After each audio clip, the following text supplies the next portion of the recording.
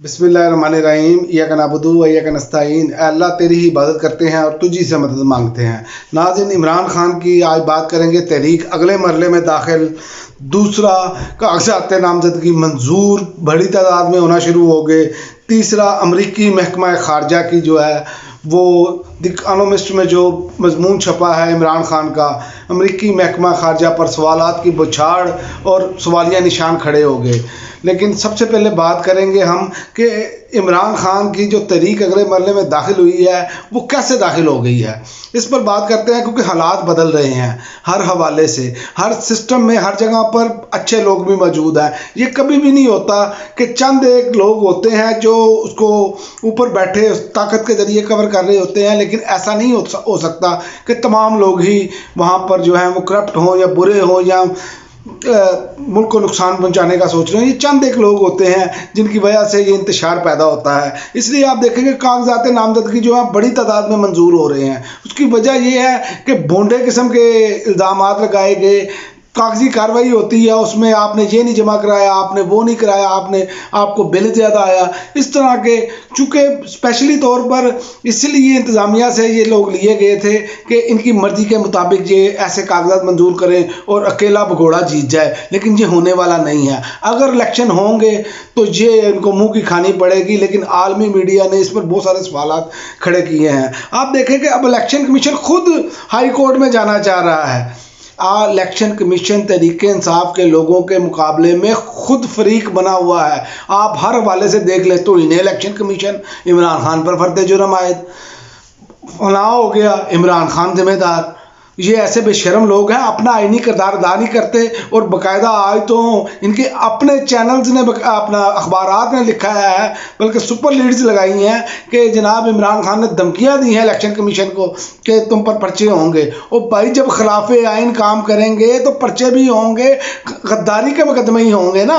और कौन सा इनको फूलों की चादर पहनाई जाएगी, इन पर चादरें चढ़ाई जाएंगी जैसे मज़ारों पर चढ़ाई जाती हैं, जो इस मुल्क के कानून की धज्जियां उड़ा रहे हैं और आवाम को इन्होंने निचोड़ कर रखा हुआ है। और एक और आपको बात बताऊं मैं कि दुनिया के जो द इकोनॉमिस्ट में आर्टिकल छपा है ना, दुनिया के 70 से ज़्यादा ममालिक में ये आवाज़ें उठ गई हैं। क्योंकि इमरान खान की आवाज़ मैं आपको पहले भी बता चुका हूँ कि मगरिब में भी वैसे ही सुनी जाती है जैसे पाकिस्तान में लोग सुनते हैं।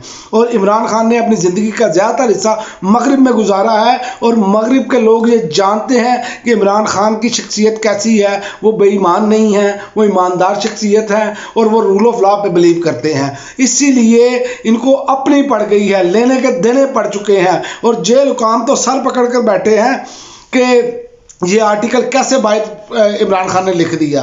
अब तो वहाँ पर तहकीकात शुरू हो गई हैं, लेकिन हर जगह पर अच्छे लोग भी मौजूद हैं जो सपोर्ट करते हैं, जो इमरान खान के चाहने वाले भी हैं और जो जमहूरियत में बिलीव करते हैं। ये चांद है कि आप गंदी मछलियाँ को जो है वो निकाल दें तो आपका सिस्टम बेहतरीन हो जाएगा।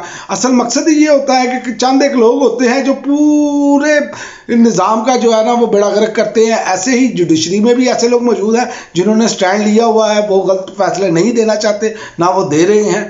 आपके सामने मिसाल है chief justice Peshawar high court की। उन्होंने सरताज गुल की कैसे ज़मानत ली और कैसे सारा दिन पुलिस जो है वो बाहर खड़ी रही घेरा डालकर, तो कैसे मुंह की खानी पड़ी।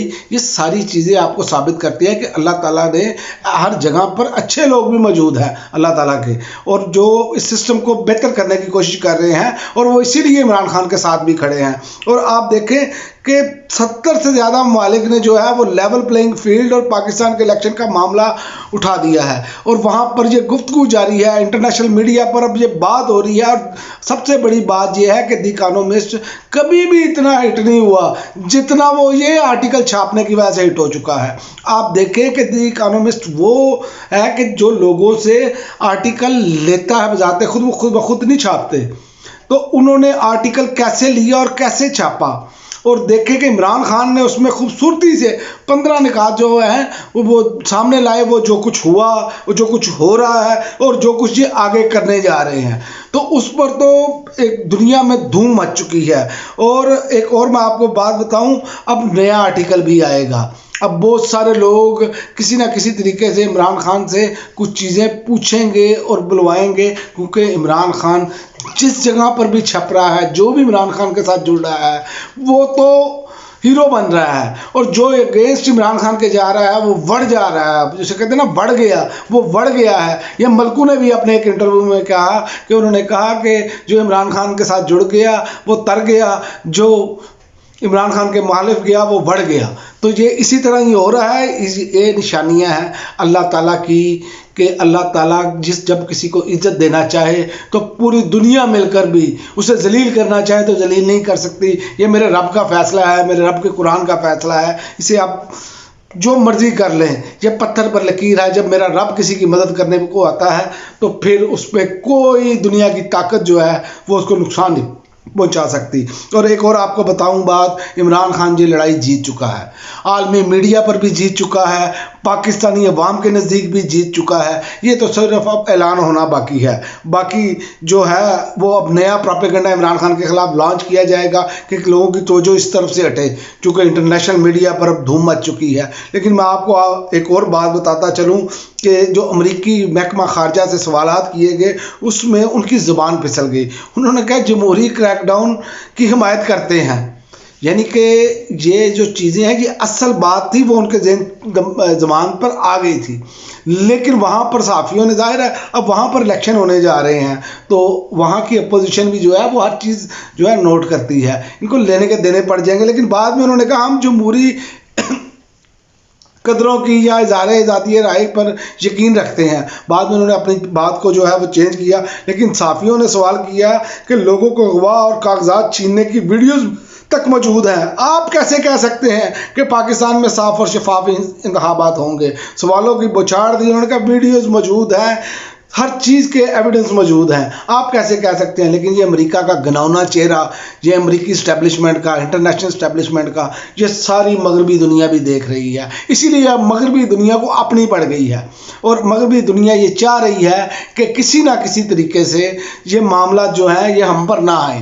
لیکن یہ عمران خان نے ایسا چھکا مارا ہے آرٹیکل لکھ کر کہ ان کو لینے کے دینے پڑ چکے ہیں۔ اور آخر میں آپ کو ایک اور خبر دے دوں جس کی بات گشت جاری تھی، میں نے اپنے ایک ویلاگ میں بات بھی کی اس کی کہ صدر عارف الوی جو ہے ان پر دباؤ ہے کہ معاشی ایمرجنسی لگائی جائے، لیکن اب اطلاعات جو خبریں گردش کر رہی ہیں مختلف ذرائع کے حوالے سے وہ یہ آ رہی ہیں کہ صدر الوی مان چکے ہیں۔ کیا صدر الوی یہ کہیں گے؟ اس کا یہ کہا جا رہا ہے کہ وہ انہوں نے چیئرمین سینٹ صادق سنجرانی کو یہ یقین دہانی کروا دی ہے۔ اگر انہوں نے یہ یقین دہانی کرا دی ہے تو وہ بھی تاریخ کے کوڑے دان میں جانے والے ہیں۔ اگر معاشی ایمرجنسی لگائی جاتی ہے اور اس کے نتیجے میں انتخابات ملتوی ہوتے ہیں، اس حصے میں جمہور کے آگے جو بھی کھڑا ہوگا، چاہے وہ صدر الوی ہو، چاہے وہ صادق سنجرانی ہو، چاہے وہ کوئی اور طاقت ہو، یاد رکھیں وہ تاریخ کے کوڑے دان میں جائے گی۔ اور باقی بات پھر وہی آ جاتی ہے کہ تحریک انصاف کے سیکٹریٹ کھل چکے ہیں۔ اسلام آباد سیکٹریٹ کی ویڈیوز میں نے دیکھی ہیں، وہاں پر لوگوں کا تانتا بنا ہے، امیدوار اندر موجود ہے، 3 فلور کا وہ ہے ان کا سیکٹریٹ جہاں پر رش ہے لوگوں کا، لوگ وہاں پر پہنچ چکے ہیں اسلام آباد، اور وہ چاہ رہے ہیں ایک ایک حلقے سے 11 لوگوں کے کاغذات منظور ہو چکے ہیں جو کہ اپنے وہاں پر جو چاہ رہے ہیں کہ ہمیں جو ہے وہ ٹکٹ مل سکے تحریک انصاف کا۔ اور جو لوگ کہہ رہے تھے کہ ان کا ٹکٹ لینے والا کوئی نہیں ہوگا، تو دیکھیں میرے رب نے کیا کر کے دکھایا ہے۔ میرے رب نے آپ کے منہ پر کالک مل دی ہے۔ میرے رب نے اسی لیے فرمایا تھا وَتُعِزُّ مَن تَشَاءُ وَتُذِلُّ مَن تَشَاءُ، کہ جس کو اللہ چاہے عزت دے اور جسے چاہے ذلیل کر کے رکھ دے۔ اور آخر میں آپ کو صرف یہ بات بتاتا چلوں کہ ان کی حالت اتنی پتلی ہے کہ لاہور میں 11 سیٹوں پر مقابلہ ہی کوئی نہیں ہے۔ تحریک انصاف وہ یہ خود ان کے سروے بتا رہے ہیں کہ وہ جیت چکی ہے، اور باقی 3 سیٹوں پر مقابلہ ہوگا۔ یہ نہیں ہے کہ وہاں پر یہ ہو سکتا ہے کہ اوپر نیچے ہو جائے کام، لیکن 11 سیٹوں پر ان کے اپنے صحافی کہہ رہے ہیں کوئی مقابلہ نہیں، یہ گھر سے شکست کھا رہے ہیں، باقی انہوں نے کیا کرنا ہے۔ پھر آخر میں وہی بات وَتُعِزُّ مَن تَشَاءُ وَتُذِلُّ مَن تَشَاءُ، میرا رب جسے چاہے اسے عزت دے اور جسے چاہے ذلیل کر کے رکھ دے۔ اب تک کے لیے ناظرین اتنا ہی، اجازت دیجیے، اللہ حافظ۔